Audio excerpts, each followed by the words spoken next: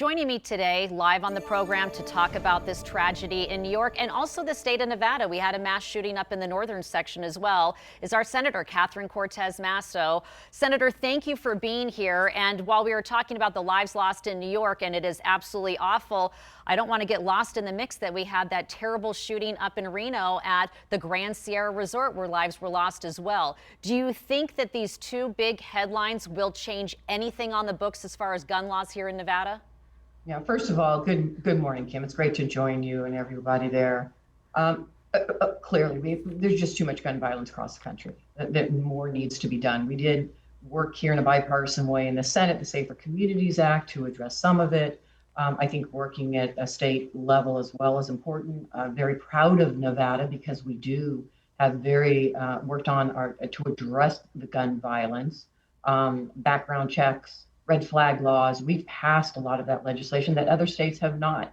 But there's more that needs to be done to address gun violence in this country. It is passing these laws. It is addressing the mental health problem.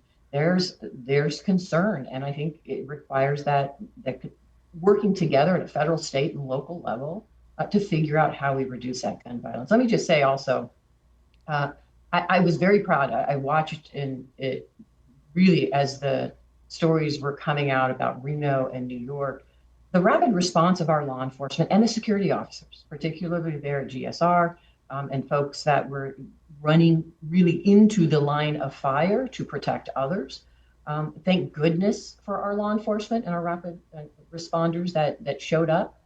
It could have been much worse, and it was horrific to see and have to experience again this senseless gun violence.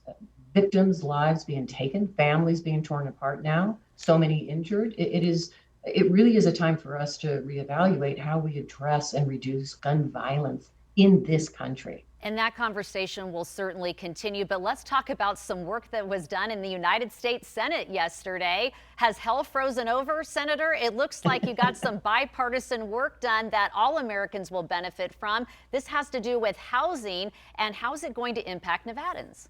It is. This is the first time in 17 years, that out of the Banking and Housing Committee, we passed bipartisan housing legislation.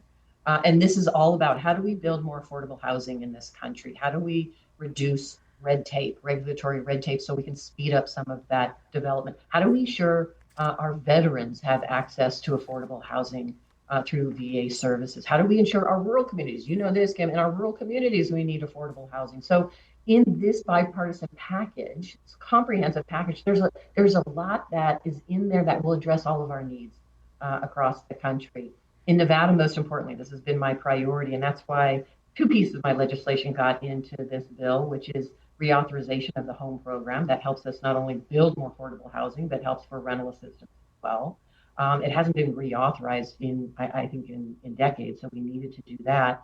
And then the price program, which we put in. It was a pilot program that I got passed a couple of years ago. It was so successful that we put it in permanently, and it helps people in manufactured homes to ensure that they can repair their homes, that they can improve upon their homes. And there's so many manufactured communities and people in Nevada that own manufactured homes. We need to make sure they have access to loans and grants to ensure their homes are safe as well. So there's some great programs in this comprehensive bill, and it was bipartisan, unanimous, passed out of the Senate committee. Very proud to see that happen. And Senator, finally, let's talk tariffs. Brand new this morning, Procter & Gamble saying they're taking $1 billion hit because of Donald Trump's tariffs. In fact, they're saying, and they make, let's say, Tide toilet paper, Charmin toilet paper, that they plan on increasing prices on some of these household staples by more than 25% of their products starting next month. So talk to me about the tariff deadline looming and how it's going to impact Nevadans. Well, first of all, it's inevitable. Tariffs are taxes. I don't care what anybody says. They are taxes, and we see it happening. What happens is these companies, they can't afford to pay for these high tariffs that this administration has imposed. And so now you see it trickling down to the consumer. In Nevada, we already are dealing with high grocery costs and high costs when it comes to energy and so many other things. But the tariffs, as you well know, and we are seeing now, are taxes, and they're going to increase costs on everyday Americans. And this is the tragedy of all of it.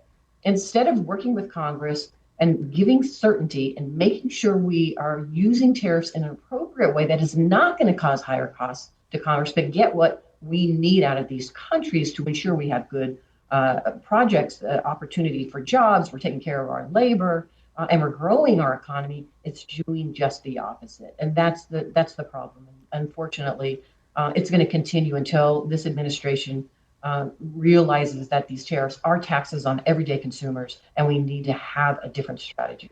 Well, Senator, I could take the whole rest of the hour. We have so many different topics that we can chat about, but I just thank you for this morning and open invitation. We'd love to have you back on the program talking about legislation that impacts all of us living right here in the state of Nevada. Thank you, Kim. Always great to join you. Good morning. Thank you so much.